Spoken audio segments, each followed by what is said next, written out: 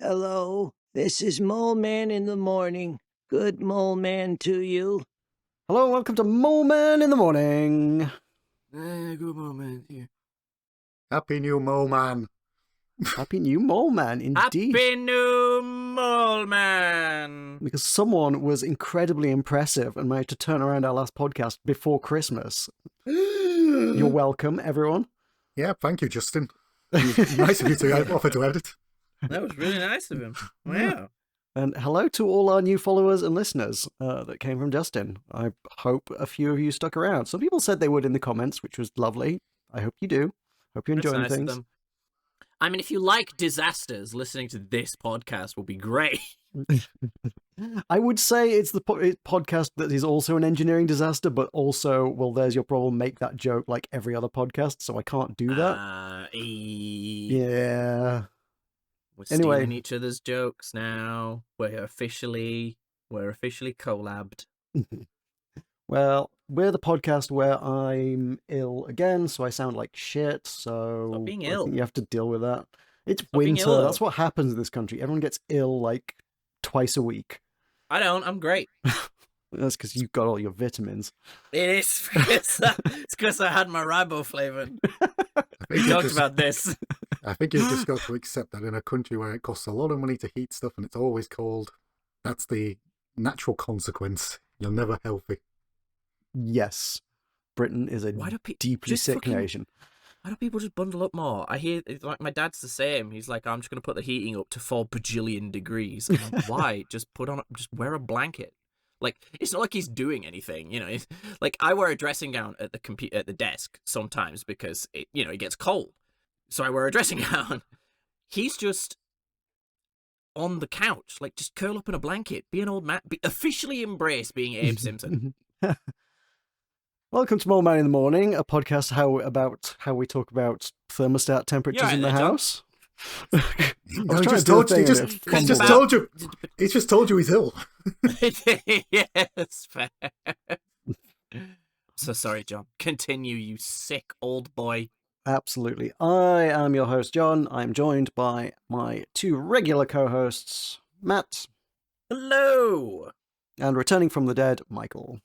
Yeah, thank you for killing me off in the last podcast. It's okay, you got better. Yeah, no, I got listened. better. Yeah, I did get better. Idly ho, podcasterinos. I apologise for not being here for what was probably one of the best episodes of The Simpsons, despite what Matt thought. It was fine. It was fine. It was like totally fine. It's like a perfectly adequate episode of Simpsons.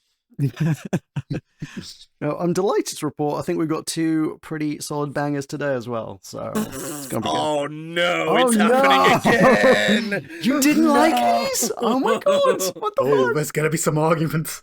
Oh no. Oh, wow, okay.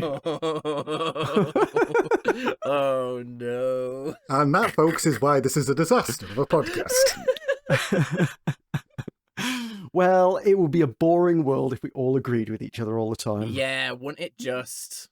So we are going to be looking at the next two episodes, season 4, episode 14 and 15, which is Brother from the Same Planet and I Love Lisa. But before we get to those, we need to ask and answer one important question. What are we drinking? Well, I'm going to go first since I've already revealed something. So considering the Simpsons writers put fuck all effort into these episodes, I've put fuck all effort into what I'm drinking today. I'm drinking a can of fucking Carlsberg. There you go. Drink of champions. Do you know, I like Carlsberg. I mean, in the same way that I like Budweiser, I'm not there for the flavour, I'm there for the minor hint No of one's alcohol. there for the flavour. Carlsberg tastes fine. Like, it's a Pilsner. You know, it's fine. Like, you know, You could at least drink a Madrid, which is the Spanish Carlsberg. that would be putting in effort, which, you know, we've already discussed. We've peaked with this season. We've done the effort episode. Now we're back onto running the clock down until we get to season 5. Oh, okay, fair enough. So, mine has a bit of a backstory to it. Over Christmas, when I did recover from death, I was very gracious to meet my podcast hosts over Christmas. And Hello. John, being the lovely person that they are, got me a Christmas gift of a drink. Yeah, I could have drank that, but I didn't. I got them nothing because I didn't realise we were doing presents. We always do presents. How did you not know we were doing presents? I didn't know, Chris. The week before, I'd had like 100-degree fever. Leave me alone. That's fine. It's fine. It's whatever. But so I am currently poured a glass of it. It is Hive Mind. I didn't realise that it is a traditional mead, but I didn't realise at the time it was made in an oak whiskey barrel cask. So that's quite interesting. Yeah, John got me booze too, but I wanted to make the bit about drinking Carlsberg, so That's fair. I'll drink it next week. Okay. Next week. We're doing one next week. You're supposed to say next week, even if you don't. I know. I mean, I still have lofty ambitions that one day I might be coordinated enough to make this a weekly thing, but maybe if everybody likes and subscribes and we start a Patreon and MeUndies sponsors us, maybe I can afford an editor and then I don't have to, like... If I get to wear my greasy little piglets, then, I'll do this every day. Oh dear. This is bloody delicious. Yeah. This podcast is going to get fun. John, what are you drinking? I've got a beer from North Bruco, also from Leeds, home of all the best people. And yeah, it is Heptagon, a double dry hopped IPA made with Nectaron hops, which are my favourite hops because I'm a beer nerd. That does sound delicious to me. It is fruity and hazy and delicious. It's pretty good. Liking it. I still want to one day do a beer a month club. I love the idea of trying loads of different beers. I like beers. Do it. I will when I move, but the problem is I'm moving in with someone who's sober, so I have to be like... Yeah. Yeah. Fair. That's a challenging environment to overcome. Well, it's more because I like to, when I get subscription boxes, I used to do Tokyo Treats, and we made it like a whole event. Like my friend John would come over, and all three of us would open up the Tokyo Treats. Because it comes. I don't know if any of you have ever tried it, but it comes with a description of what the sweets are that you get. Why they're popular. That can blah blah blah blah blah. It talks about flavor and shit like that. So we'd do that and we'd have fun and then we'd all try it and then give our verdict. We'd make it a whole event and it takes 2 hours just to eat a box of sweets. And it was really fun. But with Beer of the Month, I don't want to just get a bottle, read it and go, huh, glug, glug, glug, drinking alone. You know what I mean? Yeah, okay, yeah, I get you. And if I did it for the podcast, I'm fairly certain I would eventually have a significant backlog of beer.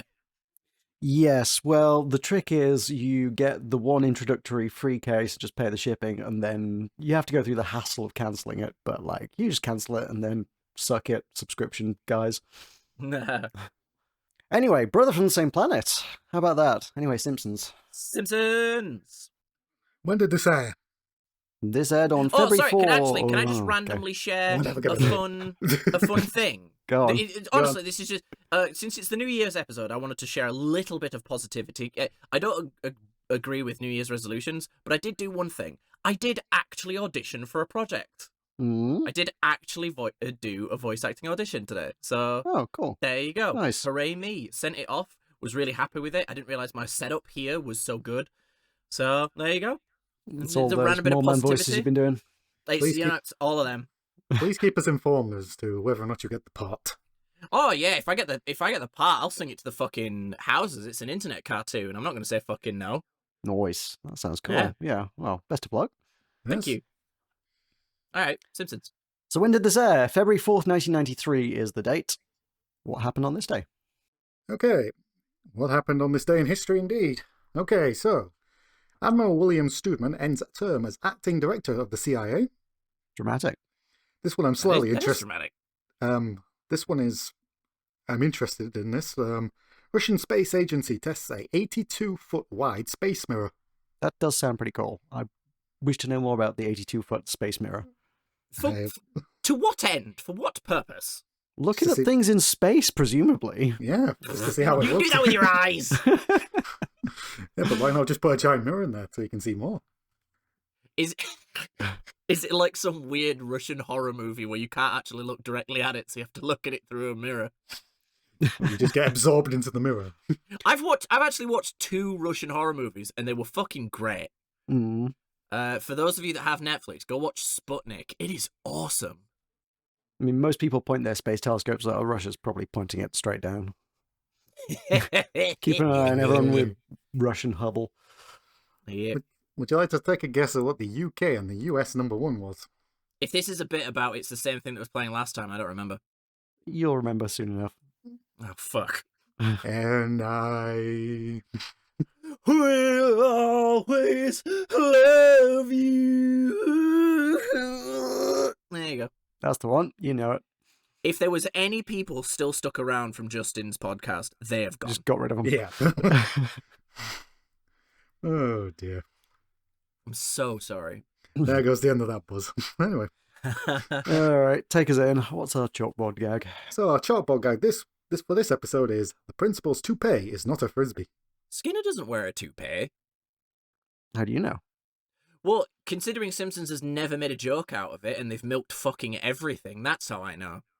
To be fair, I think the chalkboard gag is probably non-canon. Yes. I mean, it made me chuckle. The idea of, someone swoofing a frisbee in a fucking toupee sounds funny to me. Yeah.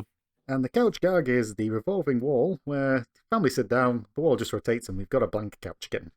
I think one of the things that I realise gets me about the couch gags, why I laugh at them more than anything, it's the shocked expressions on their faces and the weird thought that goes through my head, which is, this happens every week. Why are you shocked? Which Again, makes non-canon. no fucking sense. But yeah, I don't know why that really amuses me. Yeah, it's a funny couch gag. I like that couch gag. It's a good one. Maybe you just black it out for some bizarre reason, like it's like a post-traumatic stress event or something. Yeah, they want to suppress what's actually happening with their couch. The episode begins with a wide shot of Nelson smoking a cigarette as he's about to take a penalty. Which I thought was an interesting choice. Like, I mean, I thought there were probably pretty strict rules around depicting children smoking on television. I guess Maybe not not for the in Simpsons. 1983. Was no. it past? Does America have a watershed? Maybe it was. haven't Maybe got it's a clue. aired past the watershed. Well, to be Yeah, fair, maybe. they kind of put tobacco warnings on anything that's on Disney that's from the 90s. So I'm guessing, Just to blanket everyone in the 90s is smoking constantly. yeah. Well, when stuff like Home Improvement or Boy Meets World, when anyone's smoking a cigarette, there'll be a warning at the start that goes "smoking a cigarette." So maybe there wasn't a formal blackout yet that had been implied. Speaking of smoking, we're going to go on Matt's tangent of the day. All right. This was Really, quick, but I'll go be on. I'll be quick, okay? So I was surfing Reddit as I do because I deleted Twitter, and it's a meme, and it just said she's a 10 out of 10, and obviously it's like a reaction image, and then but she smokes. And I genuinely, I was reading the comments, and all I just wanted to say to every single person that fucking comment thread was, grow the fuck up. It's a flaw. Like seriously, like either of you, they're your 10 out of 10. They're not, they're your 10 out of 10, not just a generic 10 out of 10. And they smoke. Is that a deal breaker to you? Considering I used to smoke and I still smoke the occasional cigar now. I find smoking to be a fairly unattractive quality in a person, so I don't know if it's necessarily a hard deal breaker, but it's definitely a put off. Really? Like, Yeah. I mean, yeah, I'm not going to be enthused that they're smoking. I might bring up the fact that, maybe, don't, maybe save your life. I Yeah. don't smoke. I used to smoke. I smoke other things. I won't legally say what they are, but I smoke other things. Children, mostly. But it's not a deal breaker. Like, seriously, like, if they're a 10 out of 10, if they're smoking fine and they've got a great personality, and they're just fun to be around, and then they're like, I'm just gonna nip out. I'm gonna nip outside for a fag. I mean, this is why I tolerate I'm Michael. good. I'm good. Yeah, no, just enjoy life with them for the 5-10 years before they get put in the oven. Yeah, exactly. You don't have to worry about them smoking because they'll be out of your hair soon. It won't be long, but they'll be happy. Yeah. Anyway, Matt's tangent of the day. Woo. Go back to Bart is the goalkeeper, and Bart is trying to psych himself up by saying "Eye of the Tiger." The ball comes, and Bart does stop it with his face. He is fucking domed. He's happy with it. But I Bart is- love he's just like, I stopped the ball. You're just like, yeah, go on, Bart, you stopped it. And Nelson is also quite happy because he heard someone, and the two shake And hands. I heard someone, yeah. This was a fantastic opener for a incredibly bland episode. Like, I really liked this opening. We cut to the next scene, and the soccer coach is announcing that he can only select one player to go to the Pele soccer and acting camp. You mean Coach McClure? Hi, Coach I'm McClure. Coach McClure. Yes, Phil Hartman wasn't putting a great deal of effort into hiding the voice. No, Phil Hartman does a voice. Well, No, more sorry, of, he does two. He does These two two. voices. These two. Will be more of that later. And but the lucky recipient of going to the Pele soccer and acting camp. I didn't know Pele was an actor, but I guess there you go. Is that a joke at footballers like hamming up injuries to like? I think it's more. I think it it's. could be, yeah. I think it's more a joke of Pele basically appearing in any commercial that he could do. Oh, okay. Okay. Particularly Fair enough. famously for Viagra. Nah. Good on him. But the lucky winner is, of course, Nelson. And Nelson again is chaining on his cigarette and thanks the coach, who happens to be his dad. Yeah. And Nelson tells Milhouse that he had underneath his boot and a cone that he told him he was going to get picked. Yeah, I thought this was interesting because obviously later on we get all the episodes that are trying to like humanize Nelson, like the one where Lisa hangs out with Nelson and he doesn't have a dad, he just has a mum. So they clearly like, I don't know if they changed canon, but eventually Nelson's dad does bugger off. Yeah, I don't feel like we've seen much of Nelson yet, so I don't think they really established like any character No, of course not, details yeah. about him yet. I mean, next episode we're learning a character that has appeared repeatedly in the show. We're going to finally learn who their father is. Yes, I'd like. Well, I suppose we'll get to it when we get there, but like, that's some odd detail. But yeah, next episode is just the Ralph episode where they finally decided to do something with Ralph for once. So Bart is sitting on the curb and he's invited to come to an R-rated movie with his friends. They're off to go see Barton Fink. But Is this a reference? It is an actual film. I'm not sure why they went with it. I couldn't find anything to suggest that Barton Fink was actually an R-rated film. Maybe that's the gag. Maybe, I don't know. It's a weird one. It's a 1991 American black comedy film directed by the Coen brothers. It doesn't sound particularly like noteworthy. I mean, it was a massive box office flop. It made $6 million against a budget of $9 million. Like, I think it's kind of like one of those. It's gained a bit of a cult following since then. It's like people quite like it, but I can't it's really got find John anything Goodman in it, remarkable so or I'm interesting down. or. I'll watch John Goodman in anything, man. Fair enough. I don't know what the reference is about here, though. But essentially Bart can't join them because he's told his dad that he's going to wait for him. And the friends drive off chanting Barton Fink. They're very excited about It's this movie. weird. It's weird the rules that Bart follows in this instance. Like he's doing what he's told in this instance. Why? Why not just In any other go- instance, yeah, he'd be like, "Oh yeah, cool, yeah, screw Homer, I'm gonna go see a movie." Yeah, Yeah. Also, I think maybe the gag is because it's a box office flop. The idea of people being excited to see it, I guess, is the gag. maybe. Well, I mean, how many people are even like aware of movies that aren't widely well received? The Like, the references of the Simpsons writers Wow, are an yeah, okay. esoteric lot at best. So Yeah, they're let's maybe. interesting. yeah, I guess we should try not to think about it. yeah. There will be in a short moment some even more esoteric references. So, Mr. Lisa goes to Washington. oh no, wait, will you wait for this anyway? Talk us through what happens next, and I Oh, will am I point gonna out the be mad? reference. Okay, so speaking of not thinking, Marge calls out to Homer to remind him that she's leaving to pick up Bart. Homer answers that he's on the way, but it turns out he's actually watching. He's actually watching along with Wheel of Fortune, and that's the answer to the puzzle. That made me chuckle mostly because it's like again that weird part of my brain. I was like, the answers wouldn't be that simple, and that was why I found it funny because I'm an idiot, I guess. Fortunately, at the same time, the storm has brewed in, and Bart is beginning to get rained on. And Bart sees a station wagon coming, and he thinks it is Homer, but it's not Homer. It's just so weird. We This get was we get female Homer, I guess is the best way to describe this. Fomer, Fenner, With a full 5 o'clock shadow also. yeah. Yep. She's driving along singing a nice song. I'm afraid I don't actually know what the song was. I don't know if anyone bothered to look it up. No one cares. It is "I Am Woman" by Helen Reddy. Yes, it's a bit on the nose. Don't know what that is. The female Homer does not stop and splashes Bart with mud. And as the rain begins to get a bit heavier, Bart realizes he better get under a tree, which is immediately struck by lightning and sends him flying. Should probably also note about Fomer that it was very, very obviously just Dan Castellaneta doing Homer's voice, but slightly higher pitched. I am a woman.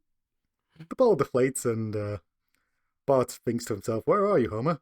Homer, unfortunately, is back in season 2, I think it is, when the night when they were fighting over the comic book. Oh, it is reused footage, isn't it? Yeah. It's the scene where where he gets told to check on the boys. He just looks out the window and the lightning strikes a tree. I thought it looked odd because he's like not on the usual sofa and watching the usual TV. He's like on a beanbag. It's also, if like, you notice, the quality, weird? quality of the frame is just a bit worse. Yeah, than it really is. We then cut back, and Bart is still in the storm, and Nun is trying to get past the wind and is flown away. She shouts, "This isn't funny," and then crashes into a cliff and blows up.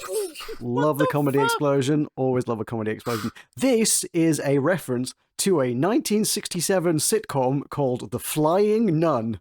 Oh, I do know of this. Did the nun explode? I'm not aware that the nun exploded, but yeah, references.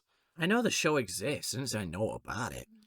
Bart decides to break out his telepathic powers and starts rubbing his temples to... That he got from the Treehouse of Horrors episode 1. Oh, can I also shoehorn in another reference? Because when Homer's watching TV, it goes, "Tonight on Wings." Who cares? Wings being a short-lived... Wings being a short-lived spin-off of Cheers, I guess?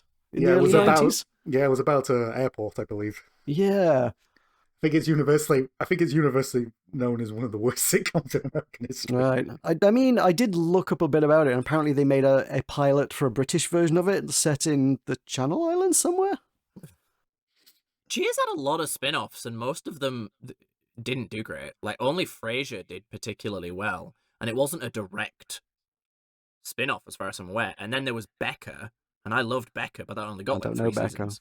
Becca's great. Ted Danson in that. Hilarious. I love Becca. I won't call that a spin-off of Cheers. I just call that Ted Danson doing another sitcom. Well, it's called a spin-off. That's what I'm saying. I mean, if it's the same character set in the same universe, then I'd call it a spin-off. It's not, though. That's the problem. Okay. Yeah, then it's not a spin-off. Confusing. Yeah, Wings was canonically set in the same universe because, like, the characters from Cheers make cameos in it. Right. So Bart is using his telepathic powers to try to transmit the message to Homer to pick up Bart.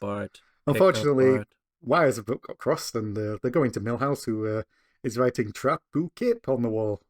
And as he's sent to his room, we see in that giant Russian 82-foot mirror that he's actually trying to write "Pick up Bart." What did I tell you about writing on the wall? Which is obviously a reference to The Shining, and a slightly more obvious reference than some of them. We then cut to Homer watching a football game as the crowd bidding a farewell to the star player, who is Brian Bartlett Star. Homer gets the feeling he's supposed to remember something as the entire stadium is chanting Bart. Bart. The dog then walks up and starts barking, but it's coming across as Bart. And Maggie burps the word Bart, and this is just too much noise for Homer to focus. So he goes and gets in the bath. He's trying to remember what it is, and as he falls asleep, he then has a dream of actually going to pick up Bart, but Bart is a skeleton. Homer then cradles Bart's skeleton and starts asking all the important questions. Why? How? When? Which? Homer wakes up in horror and realizes he's supposed to be picking up Bart.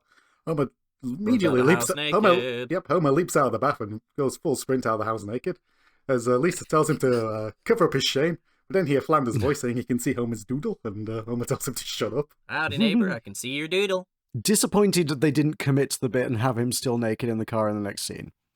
No, Homer Absolutely. obviously... I mean, it would have been real weird, but, you know... Well, I guess if he was going to go pick up ice cream, it would have been slightly awkward for him to go pick up the ice cream. I would like one sundae, please. Wink. We can see your doodle, sir. Shut up, Flanders. We'll get to British Homer in a bit.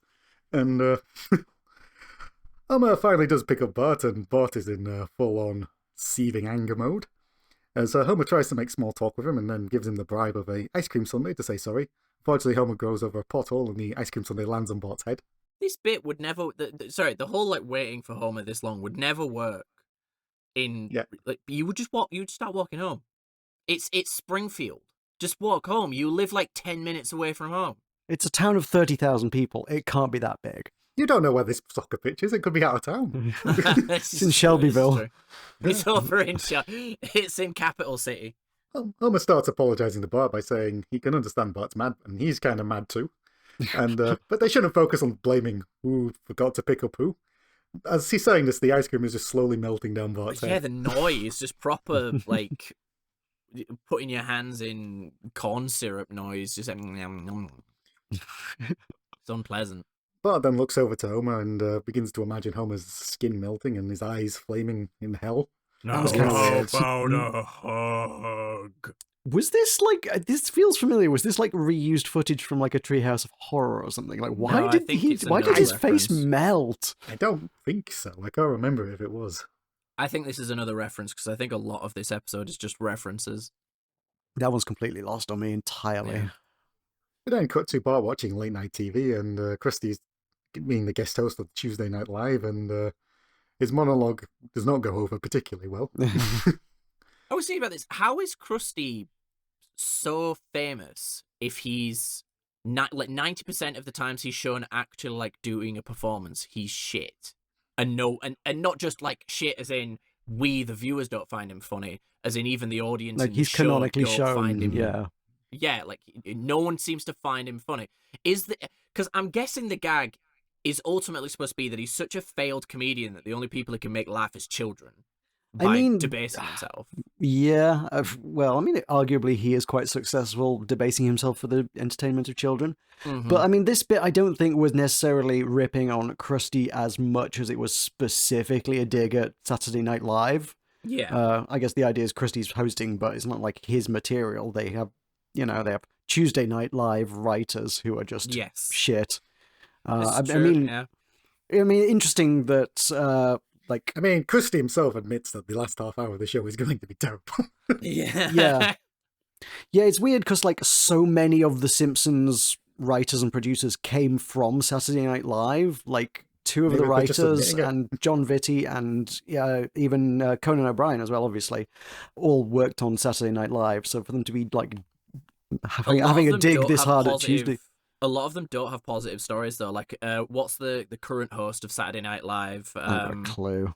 Whatever is, that particular guy. Currently now, loads of people are like, yeah, it's awful working with him. He is like such a child. Is it the guy from Kenan and Kel? No, he stars in it quite frequently because I keep seeing clips of him, but I don't think he doesn't host it. I think. But yeah, they wanted to go in even harder on Saturday Night Live and actually eased off because they didn't want to come off as being too bitter about it. Hey, at least we got some nice saxophone music from those two musicians. But comments that he misses Joe Piscopi. I think I've said his name right. I apologise if I haven't. Joe Piscopo? Joe Piscopo, that's the one I meant.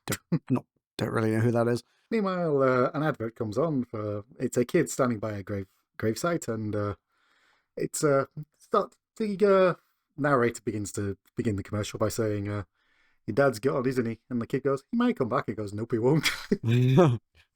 Yep. But it's an advert for bigger brothers that can come and offer a replacement as the kid starts playing catch with the bigger brother. And this gives Bart the idea to call the hotline and tell them that he does not have a father.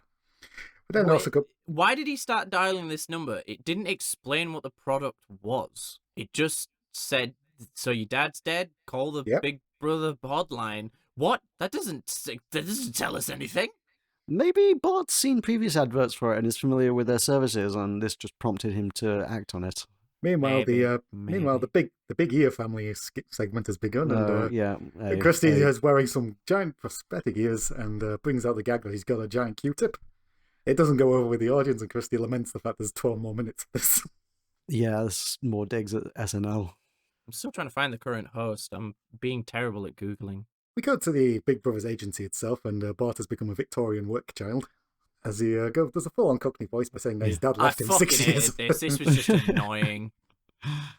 The administrator declares him quite the brave boy and says that she's been serving a special Big Brother for him. And we cut to the next scene, and the dynamic, as it is described here in Funkiette, Tom arrives at the school on a motorcycle, and gives Bart his own customized helmet with his name on and drives off. This prompts Marty to say that Homer has really sorted himself out. That got me. That slayed me, that one. I don't know why. That was just really tickled me. It was the idea that someone just saw the guy rock up on a motorbike and was like, oh, it must be Homer. Yeah, he's really turned things around. We go to the next scene and Marge is wearing a full-on financial cap as they discuss whether or not Bart is indeed I mad. didn't even notice. Oh yeah, she's got a visor which you have to wear in order to sort out your finances. Obviously, This is true. This is true. You only wear those in two occasions: when you're sorting finances, or when you are the numbers guy at a illegal poker game. Those are the only times that you wear them. We should also note that Tom, although we have only seen him briefly so far, is once again Phil Hartman. It was intended to be Tom Cruise. Tom Cruise turned the role down, and you can tell they wanted it to be Tom Cruise. Yeah, so it's very much a Mission Impossible Absolutely sort of character. We then cut to Homer and Marge discussing whether or not Bart is mad at Homer, and Marge points out he called Homer a bad father. Homer's response is that these days kids, when they say bad, they mean good. And to shake one's booty means to wiggle one's butt. Homer's about to demonstrate this before Marge cuts him off, and is horrified to realise that there's a $378 phone bill. She asks Homer if he has an explanation for this, and Homer starts to break down, blaming the record club, and that the first 9 were only a penny, but then they jack up the price. And it's not fair, I tells you. I don't know what any of that meant. No, this was so weird. I mean, clearly it's like predatory subscription stuff, like your first case of beer 52 is free, you know? Yeah. Homer's clearly gotten into the same deal of record 52 or whatever, and they're like, oh yeah, first one's free. Okay, now we're going to start charging you every month, and it's impossible to quit. Yeah. Well, first 9 in this instance is a good deal. That sounds like a great deal. I'd go in for 9 free records. Yeah, it was Basically like 3 free. cents or something. Yeah. The first 9 were Also, only I a got penny. it wrong. It's the Tonight Show that I was talking about. I have no idea about SNL. Oh, okay. Marge deduces that the calls have been going to the Corey hotline, and as Homer assures Marge that that's not him, Lisa wasn't Lisa, who's listening into their conversation, quickly closes her door, which has a giant poster of Corey on it, just in case you're wondering Why who would is she have responsible. it on the outside of her door, man? Hello and welcome to the B plot. We then see Marge talking to Lisa after seeing the advert of Corey and wondering why she won't call. And she asks Lisa, why didn't you ask for permission? And Lisa reveals that she did. And we get the brief flashback of Homer watching wrestling, and Lisa trying to ask him, and Homer just saying him, sure, immediately. Well, Dad, can I? Yeah. another issue of non-threatening boys as well, by the way. Absolutely, yep. So Marge says that she understands Lisa's plight, explaining that when she was a girl, she had a crush on Bobby Sherman. This causes Lisa to laugh hysterically. I Go fuck don't yourself. get this. Like, Lisa, you're a piece of shit, man. Like, go fuck yourself. I mean, I guess this is just kids finding it amusing that their parents were into whoever of their era, but like, I mean, I looked up a picture they of Bobby overdo Sherman. this a bit. I looked up a picture of Bobby Sherman in the 70s. He was a dashing-looking lad, I think. He Yeah, it's was handsome, he was absolutely the Corey of his era. He was a teenage heartthrob. Yeah, and I also listen to his music. It's very non-threatening and enjoyable. Is he a non-threatening boy? He is a non-threatening boy. He is Lisa's bag. So Lisa finally promises Marge that she will never call the Corey hotline in the house again. Remember that point? Before laughing again at Marge's crush of Bobby Sherman. What a piece of shit. Someone's trying to... Oh, no, I hate Lisa. So we go to the next scene, and it's at the Springfield Stadium. It's Tomato Day. So you get a free tomato when you enter the stadium. What a giveaway. And Tom asks Bart if Dad ever took him to a ball game, and Bart says no because he was too busy playing blackjack. I mean, he took him to softball games a lot, so...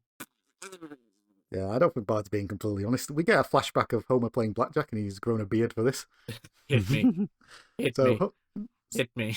Homer doesn't really understand how blackjack works because when he gets to 21, he gets hit again. 19, hit me. 21, hit me. 22. So Tom tells Bart if he ever sees his father and cracks his fists again. Remember that point? Point? Foreshadowing. But we're interrupted because there's going to be an announcement by the recruiter for the Springfield Communist Party. This prompts everyone to throw tomatoes. This prompts everyone to throw tomatoes at him. While he's just thankful that it's not Dark Day again. Yeah, it's better than Dark Day. Solidarity with the Springfield Communist Party. Yeah, man. The Red Scare continued even through fucking Simpsons, man. Mm-hmm. God, So- America. Lisa is at Dr. Hibbert's office getting her eardrops in, and Dr. Hibbert tells her he can distract her with a colouring book of MASH, in which Dr. Hibbert says, "Okay, annoys the other surgeons." That's I the think plot this might have been my favourite joke of the episode. Well, just describing the plot of every episode of MASH ever. Just because he's like, I'm going to give you this, and then he looks at it himself, and then walks off with it. just giggles to himself and walks the fuck out. Lisa can't deny the temptation and finally calls the Corey hotline on the hospital phone.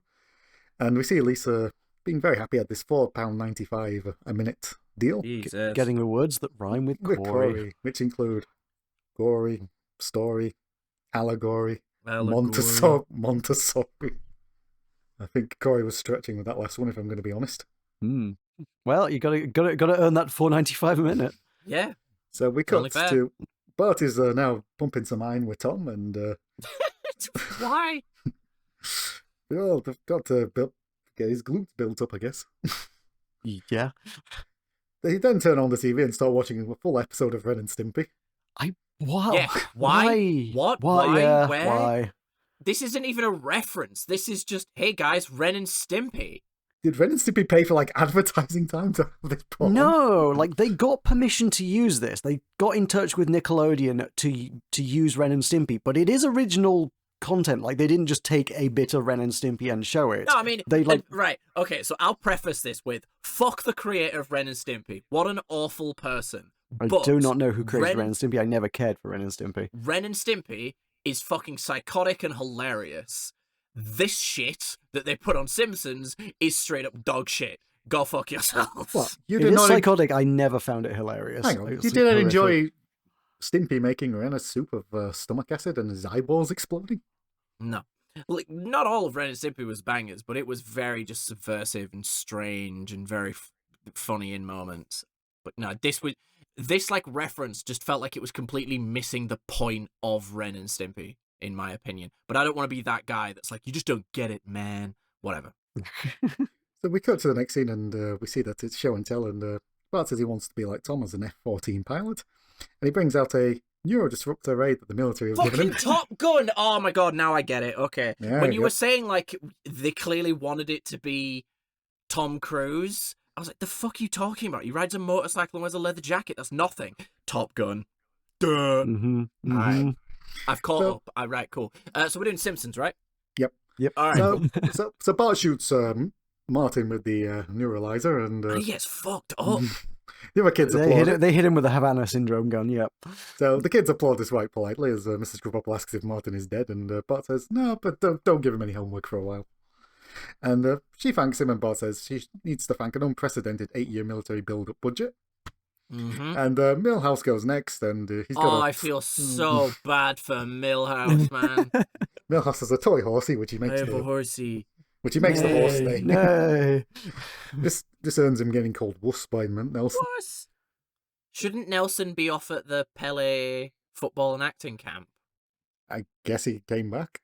Oh, No kicked out for particular smoking. sense of time frame here. Yeah. You got kicked out for smoking. It's fine. Probably. Smoking is not a problem in Brazil. Don't worry about it. It is to Pele. Well, from what I've heard. Didn't you do loads of drugs? Oh yeah. I would fully expect so. Yes. So we cut back to the retirement home, and Lisa is paying Grandpa a visit, and Grandpa declares that all people will show the world that they are dynamic individuals, and he starts laughing maniacally before falling asleep. God, Grandpa Simpson and Mr. Burns light up any episode. It's like, I feel like that's what it's like. It could be a crap as an episode, but you're like, yeah, but at least Abe was in it. Lisa, We'll show them all.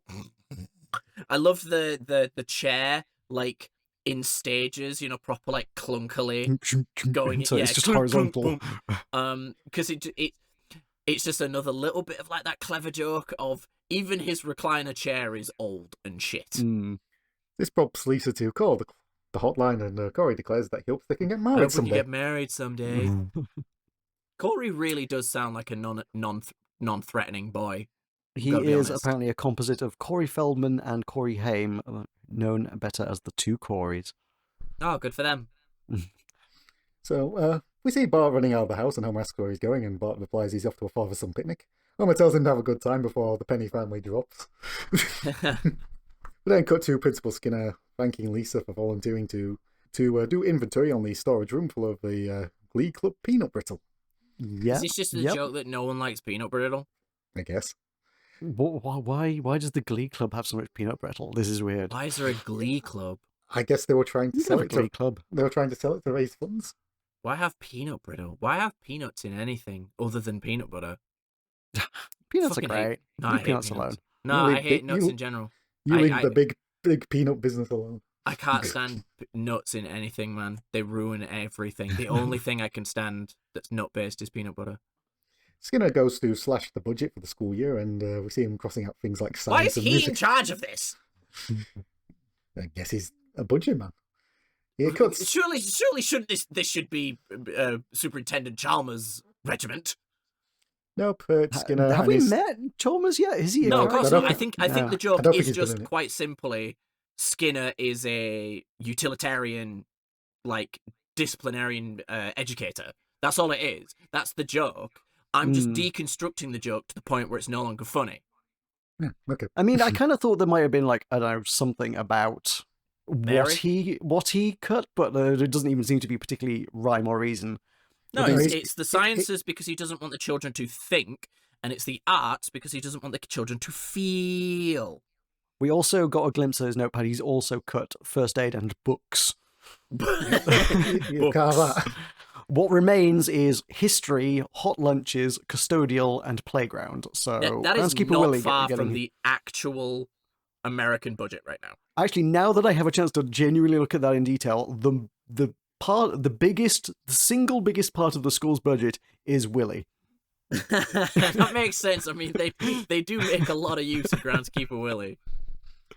They do make a lot of use of Willie, is what I'm saying.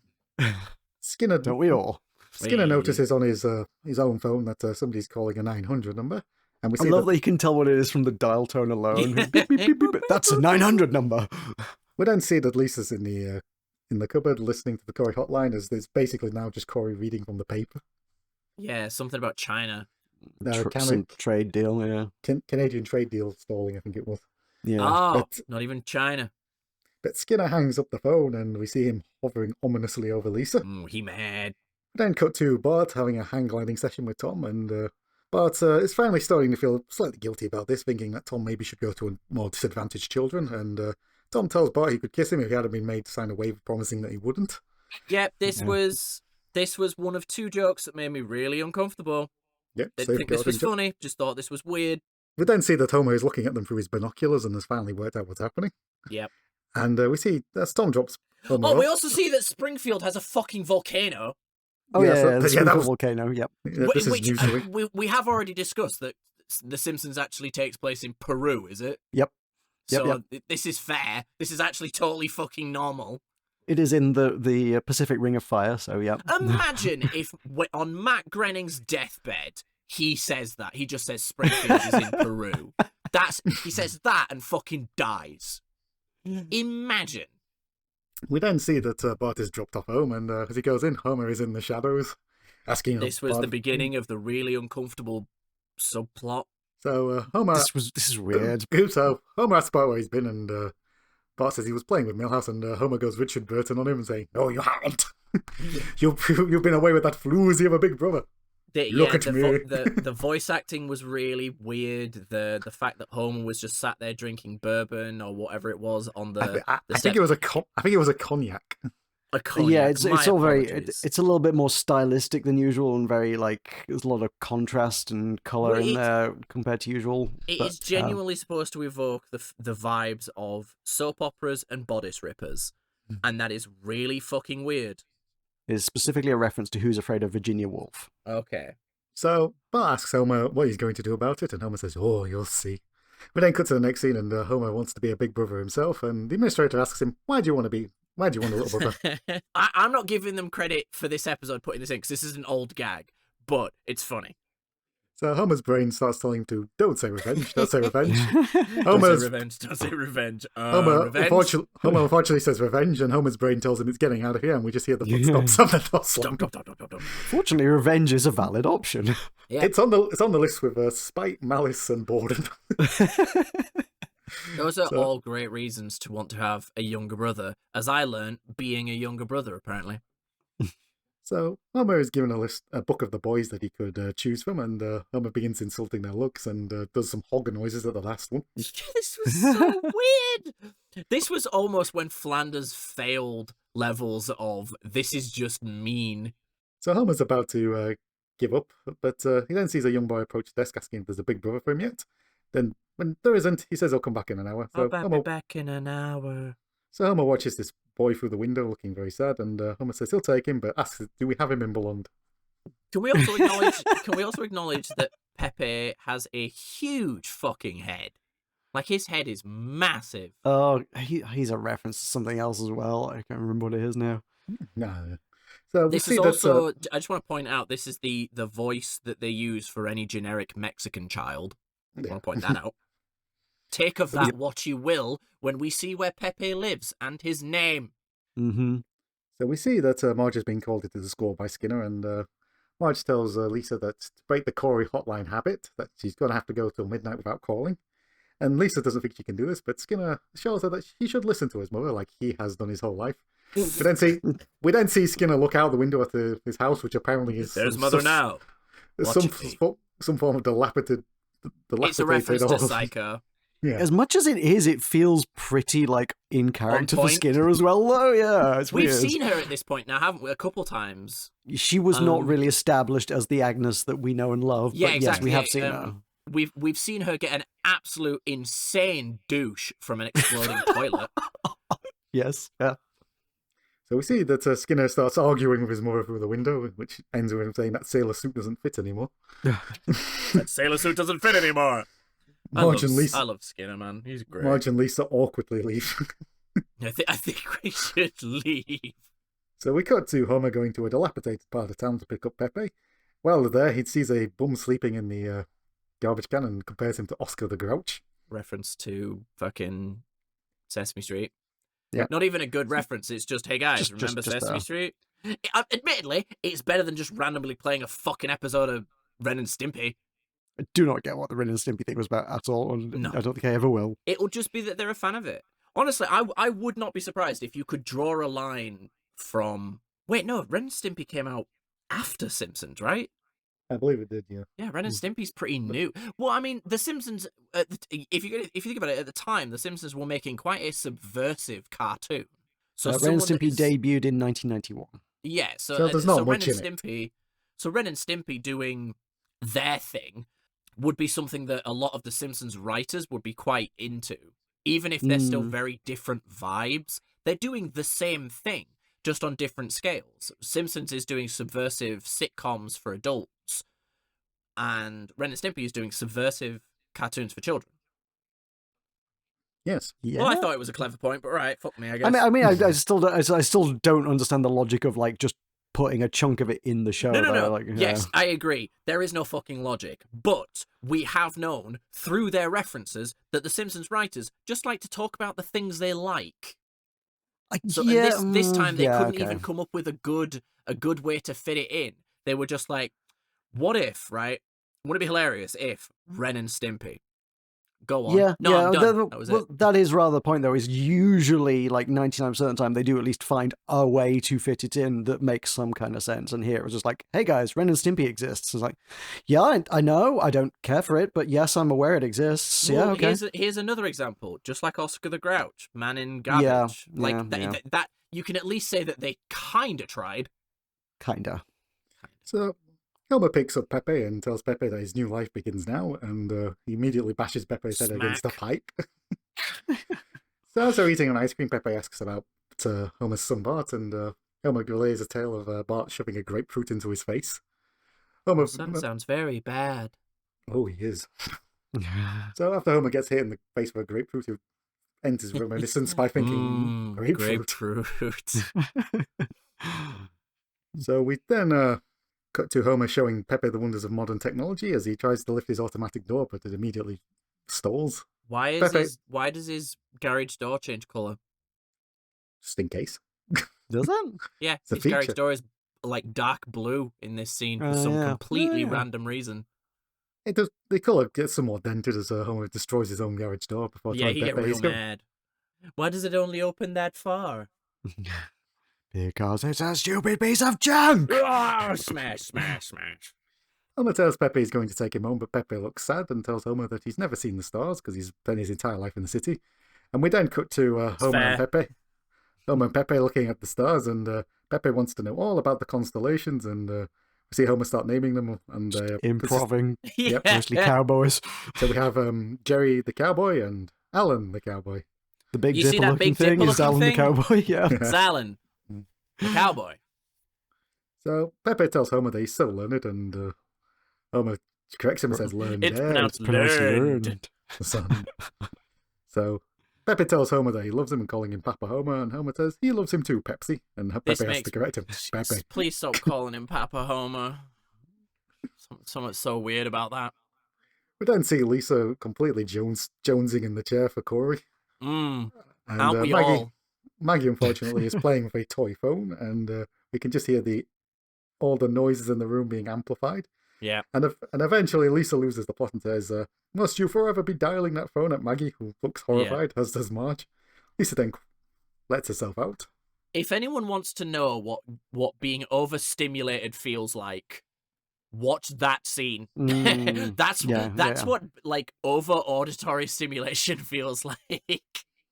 I did wonder if that's kind of what they're going for, but like at Yeah. no point do we ever get this from Lisa again. So, Well, like, I think it's more just obvious. It's just a joke about the fact that the smallest things start to get on you and stuff when Yeah, you're addicted and you need something. You know, you just start to like go insane. I guess the Lisa subplot is obviously a thing about addiction. Sure. Eventually this leads to Marge trying to find Lisa when her room is empty, and Lisa is over the kitchen table with the phone to her ear. Marge is saddened but tells Lisa you did your best, but as Marge picks up the phone she gets the dial tone just announcing that it's actually midnight. Lisa has not actually called the Corey hotline, and Lisa just feebly says, I made it. I made it. And that's it. She'll never be interested in Corey again because Never. it's midnight. Because it's midnight. She's done. Homer and Pepe are watching Itchy and Scratchy, and it's slightly less offensive than Ren and Stimpy, I guess.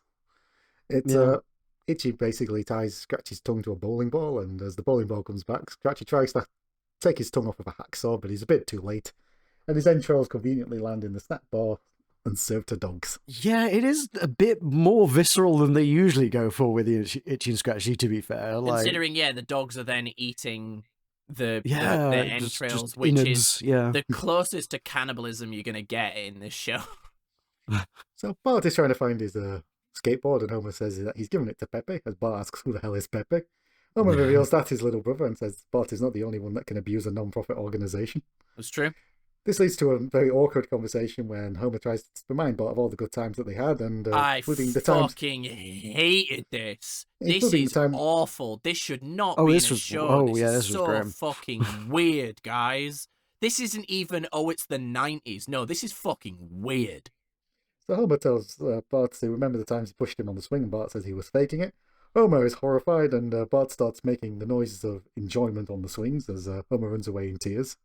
No, this is straight up fucking weird, and I genuinely hope whoever wrote that scene it was fired and is never working on The Simpsons. I hope you fucking suck, you piece of freak.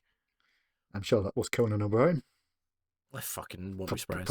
Probably wasn't. I have no idea. It's John Vitti wrote this episode. Well, John Vitti's a piece of shit. But we cut to the marine world, which is no longer educational, and we see that unfortunately both Homer and Pepe. Wait, and does Homer it say Bart- that on the sign or something? It's on the sign. Yeah. Amazing. So, unfortunately, everybody's out there, and as they're watching the show, Tom mentions to Bart that the whale is actually a mammal like them. Pepe asks, Is Homer that if that's true? Pepe, No. We then cut to Homer taunting a dolphin with a fish, but calling it stupid, but the dolphin steals his hot dog instead. I Homer's don't know the why I really like this bit. You can see you can tell it's coming a You mile know what's away, gonna but it's happen. still great. Yeah. Homer is apprehended by two people dressed as fish. Yeah, I forgot about that. That was so strange. They're just like, he's at it again. Get him. It's just it really looks like the whimpering as he's dragged away. Yeah, stupid dolphin, he got my hot dog. Bart is horrified to see Homer and tries to hide from him, but unfortunately he hides in He's front of a hiding behind completely an clear. aquarium. So the two engage in slightly awkward conversation before Tom takes Bart away saying he shouldn't talk to strangers. Homer then reveals that he is Bart's father, and Tom then says, the drunken gambler, and Homer goes, yes, that's right, and who might you be? Smack. Homer goes backwards into a tank, which he breaks, and is covered in starfish. Homer then prompts to go full ninja and starts throwing the starfish at Tom. Them, yeah. Tom starts making ninja noises back as he catches them before dropping them in the tank, where they're immediately eaten by a shark. Yep. That got a chuckle. So the two start circling each other, and then Homer points out that there's a disadvantaged boy behind him. As Tom turns to look, Homer smacks him on the face. So Chief Wiggum and Lou become aware that the fight is happening, and Chief Wiggum asks if they're still selling those frozen bananas. And Still in there selling those frozen bananas. Yeah, I think so. Let's roll. I mean, I get that a fair bit of it is probably just for humor, but also, like, how on earth does all of Springfield learn of it and make such big news of it so fast? Yeah, this becomes actual news. This becomes state news. Yeah, two guys fighting, and get the news team. Ken Bromman is announcing this on the news, and he reveals that one of the participants is a giant lizard. When he asks for the source, he's told it's a bunch of drunken frat boys, and when he gets a name, it's IP Freely. Hey. Ken Bromman Just is like not as happy. well though that he's the only person in this conversation, so he has to like relay it all to us, the audience. So Yeah. it's like, do we have a source on this?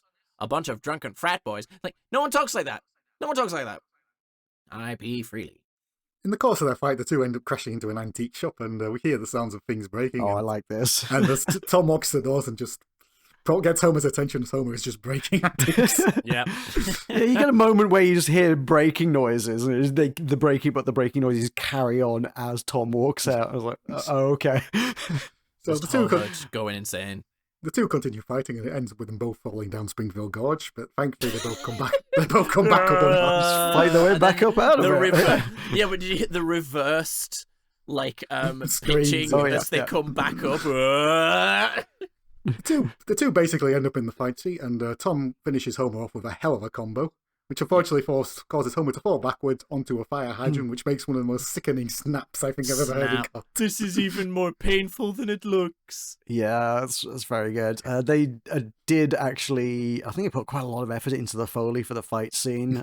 They did actually push a man over onto a fire hydrant. Just to see what it looks like. They wanted to make it sound comedic but not horrifying, and like realize that the best sounds they got were the most realistic ones. So for the fire hydrant, it's you don't get like a real comedic big loud snap. It's just this tiny just Click. Yeah. yeah. I just appreciate Tom's face and as he sees him Yeah, dropping even from the Tom's like, oh no. Homer is taken away in an ambulance as Bart apologizes, saying he didn't want to get him hurt. We then see Tom and Pepe, who have presumably worked out that they've been had, looking quite sad about the loss of their big brother and little brother, respectively. Yeah, this goes on for ages, man. Yeah, Tom is sad that his car will be empty and there's nobody to eat his ham. And Pepe is upset because he's going to get a lift and he's going to go hungry. The two say Buddy, goodbye. I think you can find someone to eat a ham. It's ham. Yeah, just like fucking open your window and go, yo, I've got ham. People Yeah. will show up. So the two say I'll goodbye show to each other. The two say goodbye to each other before they Yeah, come walk just away. like, well, goodbye. But gives the obvious solution by putting their hands together. The two presumably become big brother and little brother, though it's never formally confirmed that's One the has to case. assume, yes. They just walk away holding hands. That could mean anything, I guess. As we cut to the next scene, and Bart is getting Homer a beer and reminiscing about the fight, and he asks Homer about remembering the fight where he said that I'm a hemophiliac and he let you go and you kicked him in the back. So he asks Homer to teach him how to do that, and Homer starts going into the detail, which includes You're crying wailing like a woman. And then when he looks away in disgust, it's time to kick some back. which include a kick to the ribs, step on his groin, and run like hell. Yep. So that's that episode. And that's that. What a mediocre episode. Interesting. Okay. I mean, like, for all its weirdness, I don't know. I did enjoy it quite a lot. There's a lot of very good gags that I laughed quite a lot at. I barely laughed. I did not find this episode fun. This is one of those episodes where if someone said, I don't think it's like if someone said to me, do you want to watch When Flanders Failed? If they said that to me, I'd say, get out of my house. If they said, do you want to watch this? I would probably just be like, no. I would rather watch any other episode of Simpsons. but it was not good. No. The jokes I enjoyed tremendously, but there is a lot of dead bits in it for me. I think the best this episode got out of me really was like a good chuckle. I mean, I really love Tom and Homer's fight. It's one of the better fights in The Simpsons for me. It was fine. It was a good fight scene, I guess. It had some minor chuckles in it, but Yeah, I mean the fight scene heavily inspired by a film called The Quiet Man. I think they were struggling for an ending, and I think they were just like, let's watch a film, and then they watched that, and then we're like, okay, let's use that fight scene for ending the episode. The thing is, for me, is that fight felt like it didn't feel like a series of gags like it should have. Like, I know there was the bit in the antique shop, but it all just felt like it was leading up to the one gag of Homer getting bent over the fire hydrant, which sounds very weird. It just didn't. It's like do you know the chicken mascot fights in Family Guy that got massively overdone? Nope. Yeah, I know what you mean. Admittedly, the first one of that was quite funny because it was just like a series of weird gags, and they would acknowledge the gags, whereas this just felt kind of. It was hard to tell what was a gag. Like the whole falling into Springfield Gorge thing just felt like the natural progression of the fight. And then, yeah, the Foley guys did a good bit with the and they carry on fighting thing. That was funny, but it was weak. Fair enough. Okay. Well, do we have any ratings out of Homer for this? I'll go first since we don't want to end on a negative. I thought this show was such a bizarre episode. The side gags were funny, but the actual content was so fucking weak. This episode gets a frozen banana out of Homer. Why would you want this? What? Don't you be dunking on frozen bananas as well? Excuse the fuck out of me if anyone's about to tell me that a banana is better frozen. They're about to get No, a frozen banana bananas in a are great. place that they shouldn't be. I mean, I can't eat bananas, so I haven't had one in a very long time. But You can't eat bananas? they're pretty good. I can't eat bananas; they make me ill. What a sad life you lead. I know. I'm not a big fan of bananas. Get the fuck out of my house. I like bananas. They Bananas just make are me ill. hype, dude. I'm not in your house. Wait, I thought you were all here. I thought we were in the same room. What is going on? I'm looking at you through my house with my sailor suit. Does it still fit? Not particularly, no. All right, go on. You guys. I'm going to give this a Corey hotline out of Homer. It's Addictive? It's addictive and satisfying, but it perhaps isn't fulfilling, and it can be slightly costly. Okay. I give it a woman who looks and sounds a bit like Homer from A Distant Side of Homer. These are the worst ratings we've ever. What does that mean? It means whatever you want. Oh, it to okay, mean. right. It's one of those ones where No, you're like, I thought that no. was funny.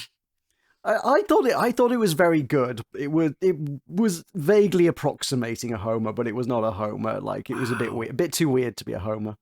Even the thought of this being near a Homer to me is baffling. Nate Myers gave it 5 out of 5. All right, well, my fucking crusade against the people that we have on this show to rate the episodes continues. The writers of King of the Hill named it one of the 5 best episodes of The Simpsons. What's the actual ball? Well, no, King of the Hill. King of the Hill. As much as I like King of the Hill, is one of the most amusingly boring shows. But that's its charm. Pack it. Yeah, exactly. I know. Exactly. I like King of the Hill. King of the Hill is great, but it is so dull. And that's the point. That is genuinely the point of the show. All right, well, we'll get onto that once we've finished Simpsons. Futurama and and Futurama and whatever else we've said we were going to do. So And did, The whole list. podcast coming do 2055. you guys think this said anything about society? I think the Lisa subplot had at least some notions of talking about the predatory way that children are preyed upon with marketing to addict them to products. The hotline's a bit of a weird one, but in this day and age, like the idea of marketing addictive things to children is like That's very quite a modern, bit yeah. more notable today than it would have been in 1993. But it's interesting that even that was a thing they thought to observe in 1993. Yeah, I think if they'd made this like the whole plot, like the A plot, this episode could have looked at the societal pressures that are on young girls to A, like boys because being gay is a sin, and B, interact with them in some safe capacity, which probably drives weird behaviors like spending $300 on phone calls. Because that's what that read as to me, was like that Lisa is a young girl, and she's been driven to be obsessed with fucking boys, but not dangerous boys, non-threatening boys, So there was all that, but it didn't do it. I don't know if that would have been a great episode. I think that would have been really boring and preachy. But and then it could have also gone into the whole, the difficulty of replacing a father figure. But instead, we got this shit. I mean, the whole Big Brothers thing is a nod towards, not even a nod, it's a direct reference towards the Big Brothers Big Sisters of America Foundation, which is a non-profit organization which does basically kind of this, I think, but like it's also an organization that's clearly like very America centric, and therefore I have like no real knowledge of its existence. I can't really say whether it was like a critique or seems like an organization that is ripe satire for abuse. But I again, guarantee don't know enough there's about been it. controversies. I am on the Wikipedia page for it. It does not have a controversy section, it has to be said. Wow. Good on them, I guess. Yeah, also don't make jokes that are that are literally an allegory for a woman faking orgasms in a relationship to make a guy feel better. Don't do that. And if anyone in the comments wants to get like genuinely argue to me that that's not what they were going for, that is, and you are deluded if you think otherwise, because what else were they fucking referencing there? 100% is exactly what that gag was. It was no weird, doubt. uncomfortable, and genuinely, I feel like if that wasn't in the episode, I would have rated it way higher. It's all right. Wait for the next episode. We've got sex jokes about 8-year-olds coming up. Woo! Next episode, let's... Oh, Michael, did you think this set up anything about society? I think you've pretty much covered everything. Yeah, I am very prescient. Simpsons. Season 4, episode 15, I Love Lisa, aired on February 11th, 1993. This is really close to Valentine's Day. I wonder what this could be about. No way. So, again, I'm struggling with stuff on this day. Biggest thing of interest is President Clinton, who we've learned in the last podcast is Matt's hero until he was pointed out that he didn't do that good a job and then immediately turned on him. Well, that's the thing. I'm English. We live in a society where his image was glazed. But I love the fact that you were building him up as the greatest president of all time, and then Justin pointed out that he was responsible for the welfare state, and you immediately turned on the man. He earned some loyalty. That's a bad thing. You should besmirch a man who appears in this episode of The Simpsons. Awkward. So, anyway, on this day, he selected Janet Reno to be the first female U.S. Attorney General, which is very significant. On him, I guess. Yeah, that's a good thing. We're consensus, good thing. So, good news. The UK has broken the spell of Whitney Houston. Hey. Say it ain't so. And our number one for this week was No Limit by Two Unlimited. I have no idea what the hell that is. No, I think I would have preferred Whitney Houston. Well, you mean if you want Whitney Houston, you can always go over to the States. It's still Whitney Houston there, isn't it? It's still Whitney Houston in the States, yes. It will always be Whitney Houston in this From now on, and we've stopped doing the top 10, the number one in America section, because it's still Whitney Houston. Still, 20 years later. March 15th, 2017, number one in the United States, Whitney Houston. So, the chalkboard gag is still focusing on principals, because this week it's I will not call the principal Spudhead. Again, it's been really bold. Right. Okay. And the couch gag, we've started to recycle the circus line. Oh, yeah, get used to that circus. Considering the amount of money this gag apparently cost, it's not very good. It's impressive to look at. Is it? Is it? There's elephants doing backflips. What more do you want? There's a lot more animation work went into it than most couch gags. Yeah, that's true. I don't know. It's just, is it funny? Did I find it funny the first time? Are any of the couch gags particularly... I know you like them. I like the couch gags sometimes. They're our best chuckle-worthy. No, absolutely. I don't think I've ever, fucking guffawed at one, but... So the episode begins with Bart in his room modifying love hearts to have a slightly more crude messaging. as the Monster Mash plays in the background. Monster Mash. Monster Mash. I mean, I don't know why they get so much mileage out of the Monster Mash this episode, but I also don't care because I love the Monster Mash. This bit is so funny for how, like, simple and benign it is. So the radio hosts are arguing amongst each other. One of them asks, why on earth did you play that on Valentine's Day when you could have picked any other song about love? Well, And, you know, they're having a good time and having a party. And... You played the wrong record again. Why are you doing this to me? Why are you doing this to me? It's so real. I think because this is a podcast, I think that's the bit that it felt like to me was when one person is just desperately trying to dig themselves out of a hole, and one of us just goes, just fucking ruins it, and you're just like, oh no, why? Why'd you do that? This to me? Why are you doing this to me? So we go to the retirement home, and Grandpa is scoffing about the invented holiday of Valentine's Day until Jasper gets a Valentine from his granddaughter. And Grandpa asks can he have the envelope? Oh, it's broke my heart. Guys, if you still have your grandparents, send them Valentine's Day cards. My grandma used to love it. Tell you what, who's not loving it is Mo, as he receives a secret Valentine, a mystery Valentine, and it's immediately revealed that it's from Barney. Mo's response to this is to go, oh god no, as Barney blows him a kiss that's combined with a burp. Barney trying to get free beer. It then cuts to the Simpson kitchen, and Marge presents her Valentine to Homer, which is I love you spelled out in his breakfast. Fortunately, Homer has not remembered, and his brain begins the complex thing of trying to work out what day it is. That's a huge plate. Like, that's the plate you serve Christmas dinner on. Yeah, but if you're going to spell out the words "I love you," you're going to need a lot of space, aren't you? Need that real estate, It's yeah. fair. It's free real estate. As Homer starts panicking what day it is, and he thinks it's I Love Bacon Day. And No. Don't be stupid. Homer, Bacon Day is December 30th. Ah. As Homer realizes that Marge is getting impatient, he takes a stab at it and correctly guesses Valentine's Day. Happy Valentine's Day. I respect the modern partner. I'm not going to say women, because it's not the woman's job to remind you what holiday it is. I'm just straight, so. But I respect partners that will knowingly, knowing that their partner has a shit memory, they will regularly remind them.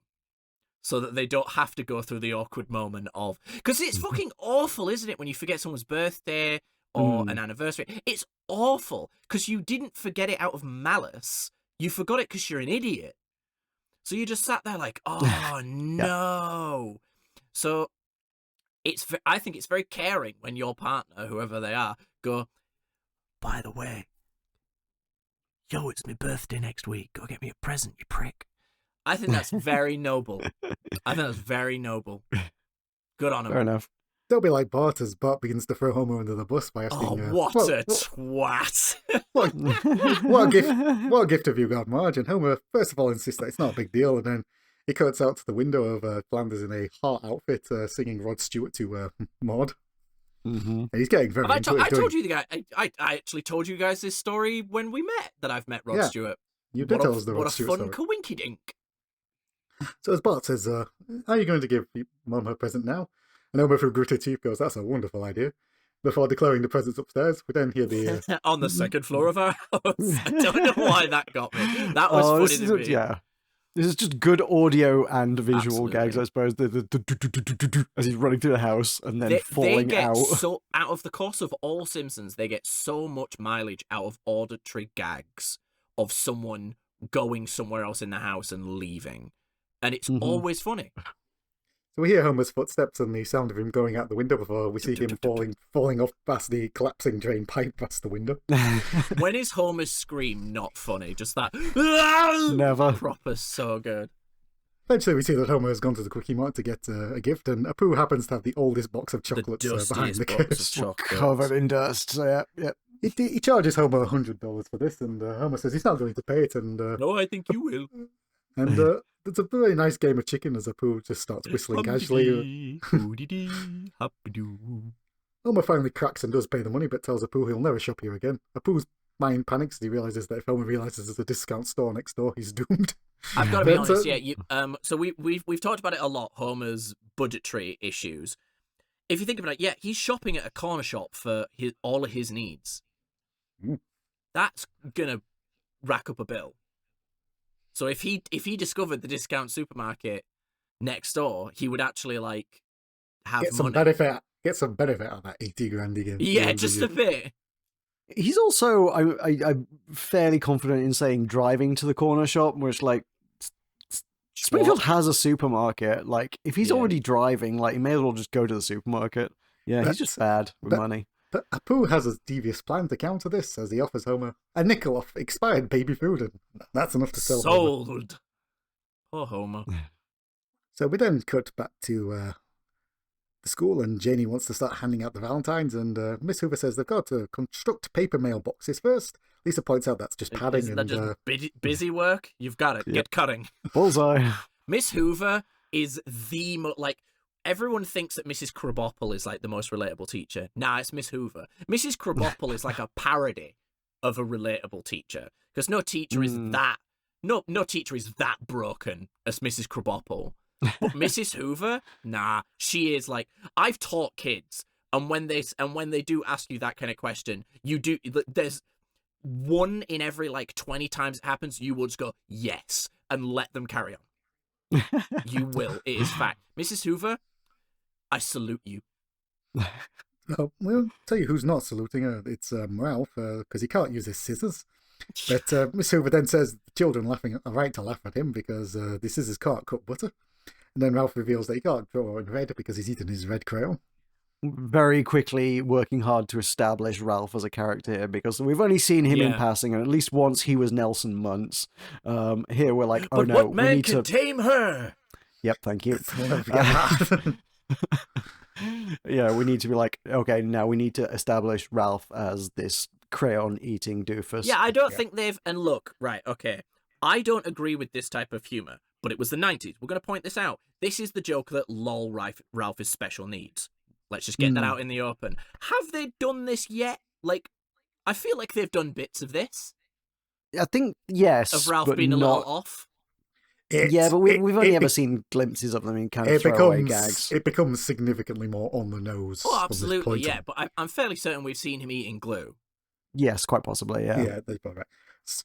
They're all interrupted by the tannoy. No, we have, yeah, because sorry, I completely forgot. It's the bit where, again, in their class, they say, Mrs. Hoover says, Ralph, you eating glue? And he's literally got the glue stick in his mouth. He goes, no, Miss Hoover. So we have. Right, okay, cool. Carry on. So Skinner over the tannoy announces that he's found the Valentines that have the off-colour messaging on them. And he wants them to know that Valentine's Day is no joke. And we then see that Skinner has a Norm flashback of one of his of one of his colleagues doing a Valentine for his girlfriend before he's shot to pieces. Absolutely obliterated. And this prompts Skinner to go Johnny. full PTSD on this. As he shouts for Johnny. But Tony's response for this is, cool, I broke his brain. Absolutely. I have two comments. I loved the fact that Skinner said, someone, probably Bart. That made me laugh. Yes. yep. And also, just, again, any Nam bit. Literally, there has not been a single Nam bit that isn't a banger. Mm-hmm. I don't know, what is it about making jokes about PTSD and Nam that are so funny? I don't know. They do it very well. It's really good. I love it. So Miss Hoover's ready to begin the Valentine thing, and we see that Ralph has glued his head to his shoulder. This was weird. Yeah. Like, I think the delivery of it is the fact that it lingers on a bit too long, and Ralph like chuckles at the fact that he glued his head to his shoulder. It's like, ooh, what am I like? No, he exactly. He chuckles, but then he pulls a very dispirited, I'm an idiot face. Yeah. Yeah, it's kind of there's a weird kind of self-awareness about it that you don't expect from Ralph. Yeah, it's almost kind of that Daffy Duck kind of, self-aware Acme humor of just like, oops, I've done it again. Look to audience. Yeah. So we see the Valentines are going around, and all the kids are very excited and happy. But we see that Ralph tragically has not got any Valentines, and he's quite upset. He's crying at his desk. Did your schools do anything like this for Valentine's Day? No. It's a very American holiday, right? Like, in England, we celebrate it, obviously. I mean, in Japan, they do the whole chocolates thing. Like, that's a tradition. Yeah. But in England, I feel like we never cared. I think in England there's a sense of, we're celebrating it, but we're doing it very begrudgingly. Obligation. Yeah. Well, one of my first notes on this episode was Abe's right, because like one of the first lines in the episode is, this is just another Hallmark holiday cooked up to sell cards. Yeah. It is. It is. It's like you only care about Valentine's Day when you're in a relationship. And then in England, it's weird how much focus there seems to be of getting kids into. Actually, no, America's an incredibly conservative country. Of course, they want to like force young boys and girls to give each other cards. Of course they do. Of course they do. Never mind. This all makes sense now. Never mind, carry on. I'm ragging on America a lot today. Yes, That's you fine. are. They deserve it. So Lisa notices Ralph's sadness and finally does create him a Valentine, and we see that I choose you. Girl did this for me in primary school, and even primary school I was a little humiliated. So Lisa says Happy Valentine's Day, and we then see that Ralph gets the dreamy look on his face, which implies, a crush is happening. Yeah, she's like, oh no. We then see that Bart is eagerly anticipating a special Valentine's Day lunch. Wait, and, who was she waiting to give that Valentine's that wasn't packed into its... We see her cross a name out. She had already written a name on it before she gives it to Ralph. But So she had someone else in mind. It was someone that she didn't care enough to have already put a... was it supposed to be like one of her Valentines? And she just crossed it out and passed it on? And it doesn't matter. It doesn't matter. I think it was a card for Grandpa Simpson that he'll never get now. No! I mean, also struck me as weird that, like, the kids all opened their boxes and every single one poured out piles and piles and piles, which implies that each of those kids sent multiple cards to a bunch of their different classmates all at once. It's basically like that. Every kid gave a Valentine's to every kid but Ralph. Yeah, basically. Kind of the approach is almost reminds me of, as a kid, Christmas cards. Because when Christmas came around, like, I was basically made to, by my parents, write a Christmas card to every kid in my class. And I'm like, it was such a chore. I hated doing that so much. It's like, there's like 30 of them. Come on. Yeah, and every other kid in the class had to do it too. I remember just getting like 19 Christmas cards and going, I don't want these. So we see that the special Valentine's Day lunch is actually beef hearts, and the guy asks where lunch lady Doris wants them. She just says on the floor. He points out it's not particularly clean, but she says just do your job, hard boy. I don't know why that made me chuckle. Hard boy. That made me chuckle. Grim. So Bar manages to get a hand on one of his hearts and says that his baboon heart is rejecting his body, and pops it out of his shirt as the kids start screaming. Yeah. Bit grisly. Yeah. So we see that the school bell's ringing and Lisa's starting to walk home, and Ralph decides this is the time to break out his Riz. Yeah. And Ralph explains the choose me joke just in case you didn't get it yourself. Mm-hmm. And then awkwardly asks Lisa. Can you explain it? Because it says choose me and there's a picture of a train on it. Okay, but I don't get it. Trains make a choo noise. That's why sometimes they're called choo trains. Right, okay. It's an old-timey gag. Like, we don't have steam trains like they did in 1993 anymore, so the trains don't go choo-choo anymore. Steam train? What? I don't know. Yeah, back in 1993, we hadn't got electric yet. So, Ralph eventually just asks Lisa, Ralph just awkwardly asks Lisa, do you like stuff? Do you like stuff? Do you know what? No, I relate to this. I remember trying to talk to girls last week. As Ralph starts explaining a medical problem that he had, this leads to Lisa running into the house in terror. The doctor says I wouldn't have as many nosebleeds if I kept my fingers out of there. I mean, as much as that is just, Ralph, like, he does seem to have managed to, like, get conversational over the course of the walk home, because he's gone from, do you like stuff, and he's like, oh yeah, I went to the doctor and they said this, and he's just chatting away by the end of it. Yeah, he's just chatting shit. King of Riz. So we then see that Homer and Bart are watching Itchy and Scratchy, and Itchy gets given a Valentine by Scratchy, and Itchy's response is to rip Scratchy's heart out of his chest and give it to him. Scratchy walks around very appreciative of this gift until he reads a newspaper article that says he needs his heart to live. Breaking news, you need a heart to live. Scratchy unfortunately does not get his heart in there in time. No, he full on has a fit. It is kind of like the same cartoon logic that's like, you can run off a cliff and you're fine, as just long don't as you look don't down. Realize you've ran off a It's cliff. like, you realize, it's the realizing that kills you. Well, that's almost like a very weird version of solipsism. No one studied Greek philosophy. Okay, right, cool, moving on. Nope. Do not know. Sorry, I'm an idiot. So we see Krusty in his tuxedo saying he's about to do his 29th anniversary show, which will feature clips such as Sideshow Mel. How old is Krusty? Quite old, to be fair, actually, yeah. So we're going to see clips of Sideshow Mel completely drunk, and we see that Sideshow Mel is drunk and he starts cursing out Krusty. He's whacked out on something sauce. So I'm guessing... He calls it Wowie Wowie sauce. sauce. He calls Wowie it. sauce, yeah.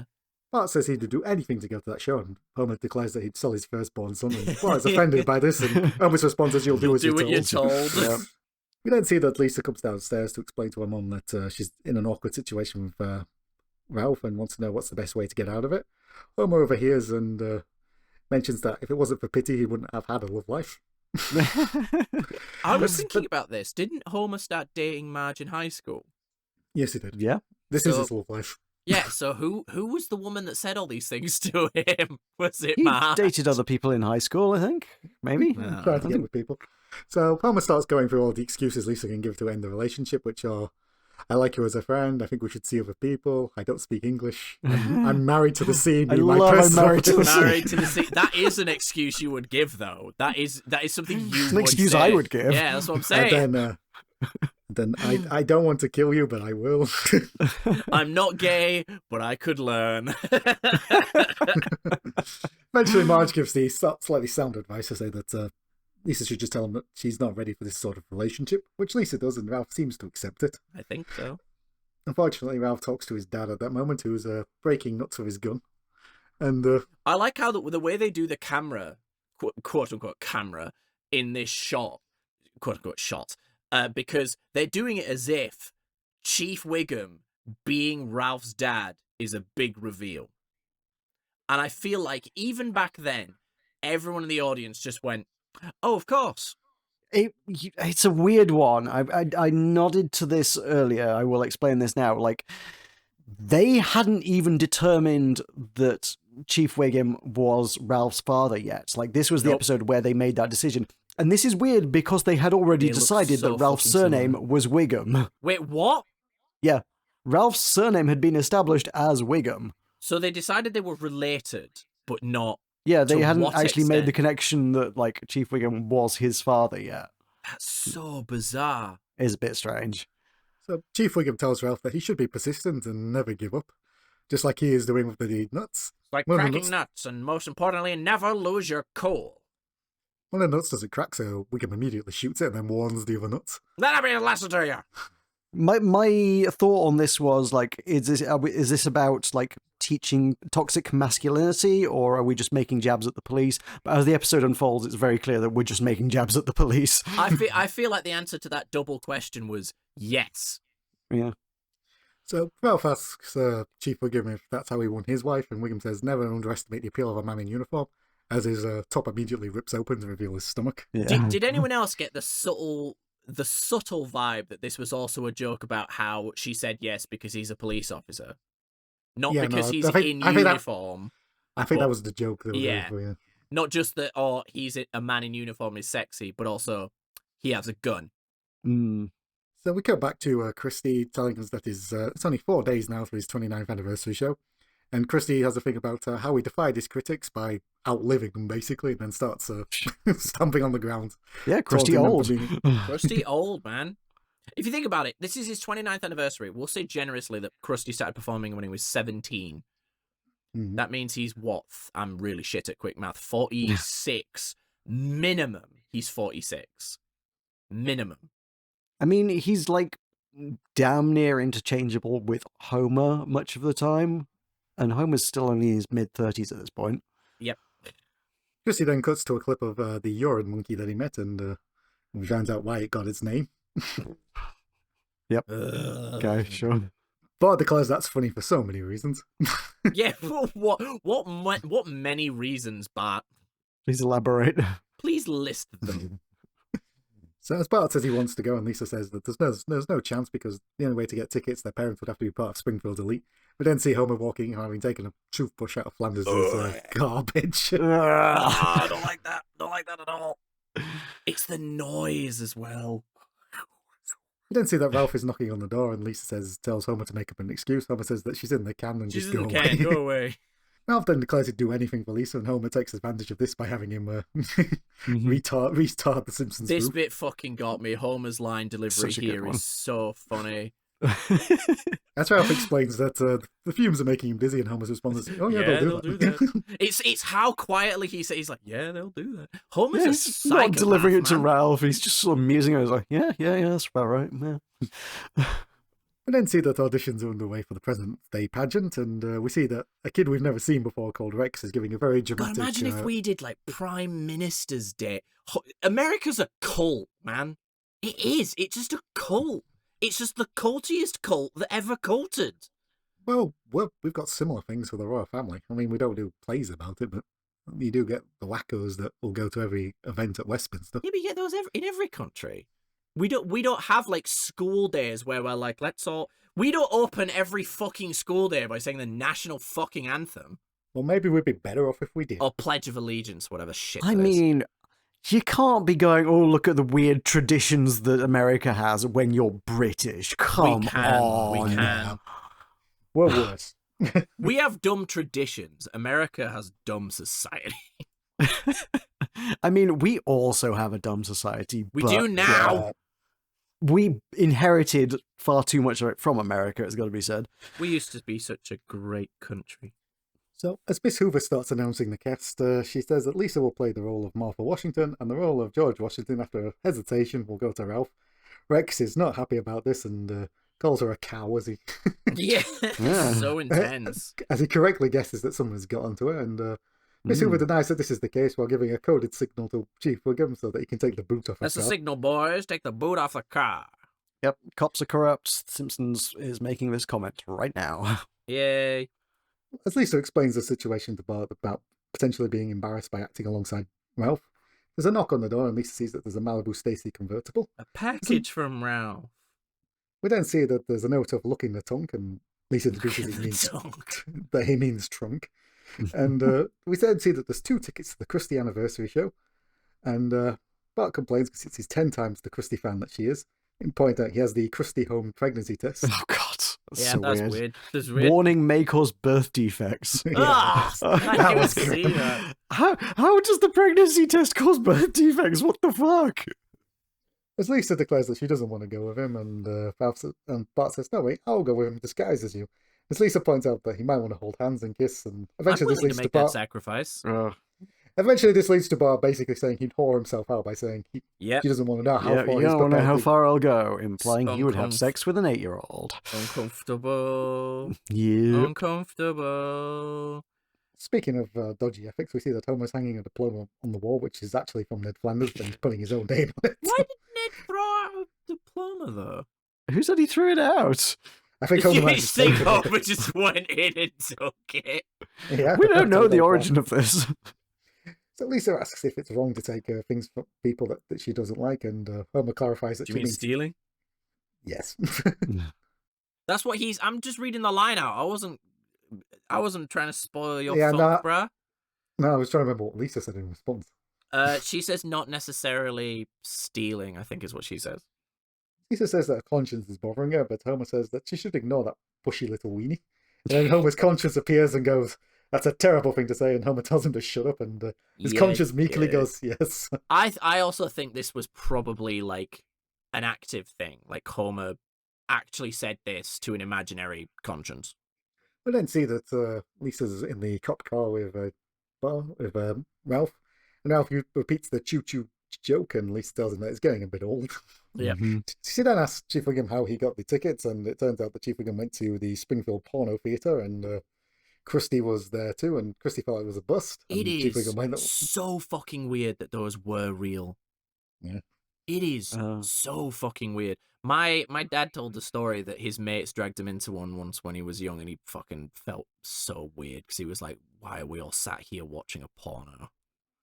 The thing of someone being arrested in a porno theatre is apparently a reference to Paul Rubin's arrest, the guy who played Pee Wee Herman. Pee Wee Herman, yeah. Yeah, Oh. who was arrested Oh in a yes, I porno remember theatre. this story. Yeah. So Lisa points out this story is not appropriate for kids, and Chief Wiggum's response, Oh really? which, I keep my pants on in this version. which doesn't make it much better. Yes, I just like her noise. Ugh. We then see the Krusty anniversary show has begun, and we see Matt's favourite president, Bill Clinton, in the audience. Yo, it's the Clint. Mm. I don't know what that was, guys. I really don't. Was the Clint, apparently. It was the Clint. It was the Chrissy voice combined with the nickname. Clinty boy. So Krusty starts telling a joke about the Ayatollah, and the audience don't go along with the applause sign.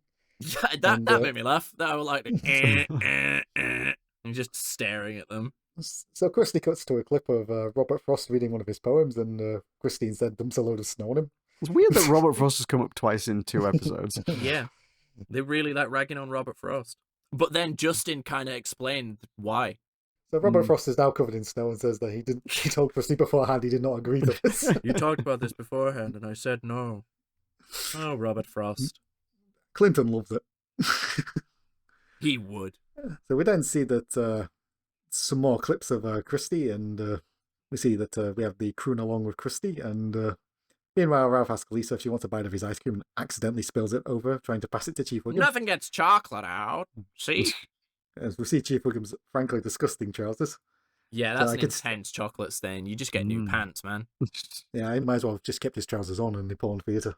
Ah. We then see that Christie's with another one of his side shows. This is Sideshow Raheem, who is not on board with being bonked on the head. Yeah, the script says I'm supposed to bonk you with this. I wouldn't. Voiced by the guy who wrote Homer's Triple Bypass. Yeah. Fair enough. They got, if you recall, they got like some guest writers in to write one single episode, and I guess he also voiced Sideshow Raheem. I wouldn't. Angry man. As Christie struggles to see the sign for his favourite part of the audience, favourite part of the show, it's talking to the audience, which he then says that this is always death. This is always death. Don't talk to the audience. They're stupid. As Lisa panics that she'll be seen with Ralph, Christie immediately goes over to Ralph, and Ralph declares his love for Lisa, saying that she's his girlfriend and that one day he'll marry her. This finally prompts Lisa to scream no and then point out to Ralph that she doesn't like him, never has liked him, and only sent him the Valentine because she felt sorry for him. Ooh, brutal. We then cut out to Bart watching this on tape with Lisa, and then says he can pinpoint the second that Ralph's heart breaks, and we get this very awkward shot of Ralph just going. Yeah, he still makes noise in the rewind, which is funny. Yeah, this is the bit everyone remembers because I think it's been shared as a meme on many occasions. Yeah, I think a lot of people equate it has that same vibe, because when it initially happened, I thought it was a reference to the Clinton assassination. I was like, no, because he's alive. 'Cause, you know, the whole back and to the left thing. If you've seen it. You mean Kennedy? You mean Kennedy? I was thinking, Clinton has not been assassinated, to the best of my knowledge. No. Yeah, so it could have been a reference to the Kennedy assassination. I'm being stupid. We cut to the next scene, and we see that Rob is looking sadly into the pond as he says the ducks are still his friend. At least you guys still like me. And the ducks leave. Chief Wiggum comes and says he knows how Ralph feels. He's got his girl and he's on top of the world. Ralph then points out that Lisa made a fool of him, and Chief Wiggum is not having this, and he says that she hasn't reckoned with think of it, she did. He says that she hasn't reckoned with the awesome power of the chief of police, but notices that his badge has gone missing, and then realizes That a duck has duck's it. got it. We then see an epic chase scene of Chief Wiggum chasing after this duck. Also a very memorable bit. Hey, come on, I need that. I'll keep it. It gave me mad Hercules in New York vibes. That was a joke for one person. That was a joke for one person. And I think they loved it. We then cut to Homer being pulled over by Chief Wiggum because he's got a broken taillight, and then when Homer says it seems fine, Chief Wiggum smashes it. Homer says one day honest citizens will stand up to the crooked cops. Chief Wiggum panics Oh my at this. god, have they Realizes... set a date? Also a very memorable bit, yeah. Yeah. Oh no, have they set a date? It's the sheer panic in his voice. Yeah. when this happens. Because you think it's going to be sarcasm, and then no, he genuinely is terrified. So we cut to the President's Day pageant beginning, and we see that at the refreshment stand, Principal Skinner's having a chat with Groundskeeper Willie about what went wrong about the fire drill Holly. He says he wonders where it went wrong, and Willie points out it's because he pulled the fire alarm at the start of the show. I'm struggling to understand what was even implied by this, but I'm just reading on Frinkiac, like, I guess I am to interpret from this that Fire Drill Follies was, like, literally, like, a play they put on that they opened with a fire drill. Yeah. That's the joke. I didn't even understand what Fire Drill Follies was at the time. I was like, oh, right, that's supposed to be a play, right. Yeah, it didn't click to me that I thought it was like a seminar they were doing or something. I was very confused. Skinner asks Willie to water down the orange juice, and Willie goes full Scotty from Star Trek on us. Yeah, it's just such a random ass, just really long, intense Scotty impression. So Skinner introduces the show as a wonderful evening of theatre and picking up after ourselves, and we get the blank audience looking on again. And And then we get our song to the mediocre presidents. This is an incredibly high fidelity school pageant. The budget on this thing is insane. They need to sell a lot of orange drink to pay for it. And it's also true. There have been a lot of presidents, and we only talk about like 5. Although the same thing can be said about prime ministers. Yeah, I mean, like prime ministers, and we don't care about most of them. I mean, I'll be honest with you, I've never heard of William Henry Harrison. But all I know is that he died in 30 days. yeah, at the end of the day, like, there's a lot of history, and a lot of people are only in power for a short bit of that history. Like, unless you're genuinely studying it, most of them are going to be unknown to most people. If you would like the biggest understatement of the episode, there's been a lot of history. It sure Thanks, has. John. Thanks, John. We then cut to Bart saying he's got an impression of another president himself, which is Richard Nixon. Unfortunately, Richard Nixon is on Bart's arse. Yeah, and I am declares not a he's bot. not a bot. The girls are understandably horrified by this and hide behind Miss Hoover, who asks Bart if he wants to play John Wilkes Booth or if he wants to act like a maniac. I liked that. That was a good line. I was curious at first why Bart wanted to play John Wilkes Booth so badly, and then I remembered who John Wilkes Booth is. Yeah.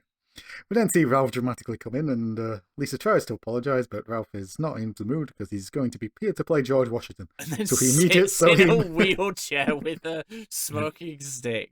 He's got the wrong president there. Yeah, I picked up there was FDR from the wheelchair, but I don't recall, like, I don't know, the smoking is less of a distinctive characteristic for me.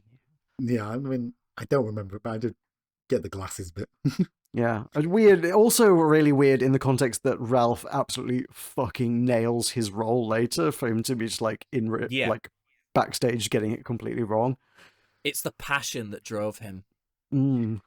We then see Milhouse complaining that his Abe Lincoln beard is itchy and Miss Hoover's had enough of his shit and just says he's got one line and he's shot. Again, most relatable teacher. Please just get out on stage and say your one line. Fucking please. Stop making a deal. So we see Milhouse go onto the stage and he delivers his one line, and then we see Bart come out and Milhouse goes, "Oh no, John Wilkes Booth," which I'm pretty sure is not historically correct. Hasta la vista, AB. Bart for some reason decides to do it like the Terminator, and we see them have a very animated fantastic film that is definitely better than Conan the Destroyer. And he says a line that we're allowed to say on this podcast, but not the other one. Hasta la vista, AB. So there's a bit of an intense struggle and the sound of ping pong balls going off, and as we see Homer start yelling from the audience, finish him off. Yeah, that was good. Bart then starts chasing the mediocre president, saying he's going to get Chester A. Arthur before he's yanked off the stage. Bart's response to this of hand me Yankee was fantastic. Yeah, I liked that. That was clever. And hand me Yankee. So we then see Principal Skinner say that the evening is coming to an end, which Homer celebrates before he finds out they're going to have a thorough retelling of the life of George Washington. Something that only just dawned on me is, like, I guess, is it Marcia Wallace that does Krabappel? I guess they couldn't get her for this episode because we've got Miss Hoover doing anything that requires a teacher, regardless of grade or context or circumstances. It's all Miss Hoover stuff.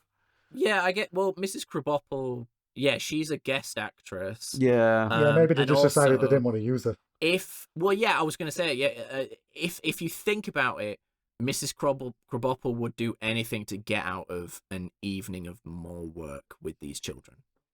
But she has been roped into a lot of terrible after-school things in the past as well. She has. So this is the one that she managed to get out of. Yeah, fair enough. She was still mourning the famous hockey player. So we see that the play has begun, and Lisa gives Ralph his prompting line, and we see that Ralph is looking sadly forlorn into an actual working fire. Yeah, why is there fire on the stage, guys? Why is there fire on the stage? Well, it's going to look real. So Ralph burns his Valentine card and then proceeds to give one hell of a performance, which ends with him saying he will never surrender to the British, which Never! Impresses the audience. It impresses the bullies to the point where they go off to learn about the Founding Fathers. To the library! Yep, to the library! We then see the play is continuing and George Washington is on his sickbed, and he tells Rex, who's playing the butler, That's why the guy playing the butler was so miserable. Oh, it fucking... I was watching that bit like, why is he so shitty? It's because it's Rex. Oh, fucking hell. Right, I get it.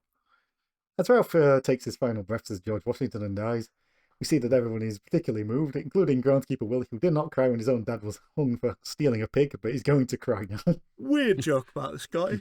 Bonus Willy Law. Bonus Willy Law. I've got a lot of bonus Willy Law for you, John. God. We then see that the budget has gone completely insane because Ralph's bed lifts off the floor underneath an American flag. And Oh, they're going to need to sell some orange drink. and an exact replica of Mount Rushmore comes down. We then also then see that I think it's FDR's mouth works. Yep. As we then hear Skinner's mouth telling everybody to buy said orange drink. Don't but it's forget not to quite- buy some orange drink for that long drive home. But it's not quite sinking. We then see that Ralph is now signing autographs and everyone loves him, and he sees Lisa on the swings and goes over to her. Lisa gives him another card, which is "Let's be friends." And it says says be bee. friends, and there's a picture of a bee. So, yep, the joke is explained once again for the slow among us. And Chief Wiggum is touched as he watches this from his car and ignores a call that there's a riot going on. Not tonight, boys. He puts on the radio, and Bill and Marty are back. Bill and Marty say they're going to play a lovely song for President's Day, and Oh, this is for Abe and Frank and all the other presidents, and the Monster Mash begins playing. Who's the graveyard smash? Bill and Marty decides, damn it. Oh, damn it. Doggone it. Yeah. Very relatable. And that's the episode. I mean, I don't normally stick for the credits, but I stuck for the credits for the Monster Mash. It's a tremendous song. I love the Monster Mash. Whoa. It is a good song. What did we think? Do you know what? Again, I think I had a lot more fun talking about it than I did watching it, but I definitely think I undersold this episode. It's a decent episode. I liked it. A really good one. Top tier. I'm a big fan of this episode. I thought it was really good. Yeah, well, I give it a pun-based Valentine card out of Homer. Yeah, wow. Ooh, love it. So funny. Yeah.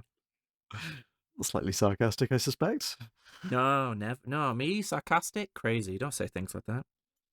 What are you giving it, John? Oh, I gave it a Monster Mash out of Homer because it's a of banger. course you High did. praise. That's higher than a Homer, I feel. I gave it a Choo Choo Choose as a choice episode out of Homer, but ultimately it's a Let's Be Friends. It's not Let's quite be there. friends. That's I was fair. extremely worried you were going to give it a Monster Mash out of Homer. I'm not going to lie, the thought crossed my mind. That's why you went first. God, we're way too in tune for this shit. Yeah. Did it have anything to say about society? There's the odd joke about police abusing their power, but it never really goes anywhere. Yeah, Valentine's Day is very commercial, and No, stolen definitely. Yeah, objects they could make overcharge. comments. They make comments, but there's no real I don't want to say no thought, but you know, it isn't an episode that's trying to be prescient. No, I mean, for all that we touch on the things that it's dealing with, like The Simpsons, that rarely actually, less often than I thought when I set out to do this podcast, really like deals with the issues it's talking about. Like police corrupt, sure, but are we going to acknowledge this, deal with it, address it in any way, shape, or form? No, we're just going to be like, yep, police corrupt. Admittedly, I do think The Simpsons pokes fun at societal issues a lot more than most sitcoms at the time did. I will point that out. I'd be confident in saying that. There's something to be said for like pointing out that it's a thing. Like you don't have to like necessarily resolve it in a light-hearted children's cartoon, but also like just holding a mirror up to society and being like, "Hey, look at the shit the police are up to." It's like, okay, maybe that gets somebody to think, look at the shit the police are up to." So I don't know, if it can change someone's mind, maybe they've done something. Maybe. It definitely says that Monster Mash is a banger. It Oh, does. yeah, that's indisputable. Perfect for every occasion. Valentine's Day, President's Day. There are others. Funeral. Oh, perfect for a funeral. When monsters show up at your house and you're having a party, I don't know, that one's a bit of a stretch. you think? I Yeah. think Part of the song is Dracula doesn't like the song, but he's eventually won over. well, I didn't invite him. He's gonna put a spike in me bum. Yeah. One thing that we can definitely take away from this episode is like, please stop making as many sex jokes about children. Yeah, this is really weird. This is a really weird American comedy thing. They do it a lot, and it's very strange. I fear we may have a few more years of that yet before absolutely. it falls out of favor. Yeah, there's going to be a lot of it. Yeah.